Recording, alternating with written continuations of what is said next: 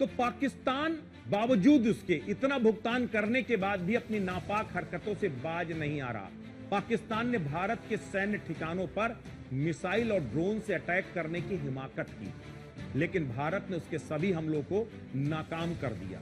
अमृतसर में रात 1 बजे एक मिसाइल को हवा में ही मार गिराया गया, जिसके टुकड़े अमृतसर में मिले। उसके बाद ये एक्सक्लूसिव तस्वीरें हैं जो न्यूज इंडिया लगातार आपको दिखा रहा। आप देखिए किस तरीके से हवा में ही जो पाकिस्तान की मिसाइलें थी उनको मार गिराया गया। और लेकिन ये केवल एक जगह नहीं किया, पाकिस्तान ने भारत के 15 जगह पर अवंतीपुरा, श्रीनगर, अमृतसर, बठिंडा, चंडीगढ़, नाल फलोदी, उत्तरलाई, भुज, जम्मू, पठानकोट, अमृतसर, कपूरथला, इन 15 जगहों पर मिसाइल और ड्रोन से हमले करने की कोशिश की। लेकिन भारत के पास सुदर्शन चक्र था और उस सुदर्शन ने पाकिस्तान की एक एक मिसाइल और ड्रोन को हवा में ही नेस्तनाबूद कर दिया, मार गिराया। आखिर वो सुदर्शन है क्या जिसने भारत के ऊपर आने वाली हर आपदा को हवा में ही नेस्तनाबूद कर दिया? जरा आपको ये बताते हैं। ये सुदर्शन दरअसल एयर डिफेंस मिसाइल सिस्टम है जो किसी भी देश के लिए एक रक्षा कवच होता है। इसकी मदद से दुश्मन देश की तरफ आने वाले रॉकेट, मिसाइल, ड्रोन को पहले डिटेक्ट किया जाता है, उसका पता लगाया जाता है, उसके बाद उस हथियार को लॉक किया जाता है, उसके मूवमेंट को लॉक कर दिया जाता है और फिर उसे मिसाइल की मदद से हवा में ही मार गिराया जाता है। ये टेक्नोलॉजी बहुत ही सोफिस्टिकेटेड मानी जाती है और भारत के पास ये सौभाग्य है कि भारत के पास इतने उत्कृष्ट किस्म का ये एंटी मिसाइल सिस्टम है जिसका नाम है सुदर्शन, जिसे हमें रसिया से मिला था। S-400 सैम जिसका नाम।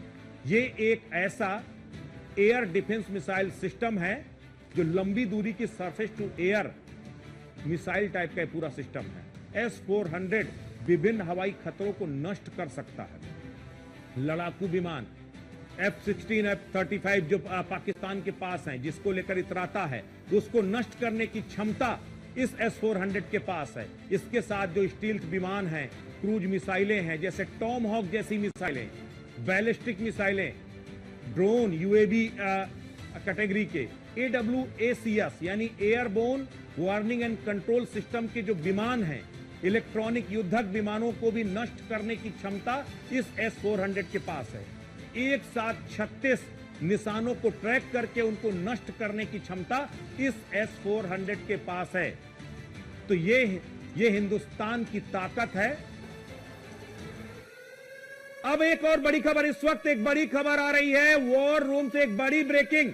दिल्ली पाकिस्तान के खिलाफ एक वाटर स्ट्राइक भारत ने की है, यानी कि एक के बाद एक जख्मों पर नमक छिड़कना इसे कहते हैं। किस तरीके से वाटर स्ट्राइक की है?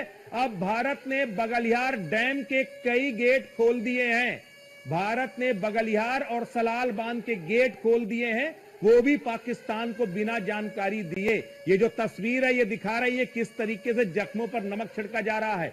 अभी जो पाकिस्तान के सांसद और वहां की एंकर रुदाली कर रही थी, यानी कि पहले रुला रुला के मारा, डुबा डुबा के मारने की बारी है। और ये तस्वीरें कुछ वही बयां कर रही हैं कि सलाल बांध और ये बांध के दरवाजे खोलने के बाद पाकिस्तान में सैलाब आने वाला है। कुछ घंटों में पाकिस्तान के जो पीओके के इलाके हैं वो पानी से लबालब हो जाएंगे।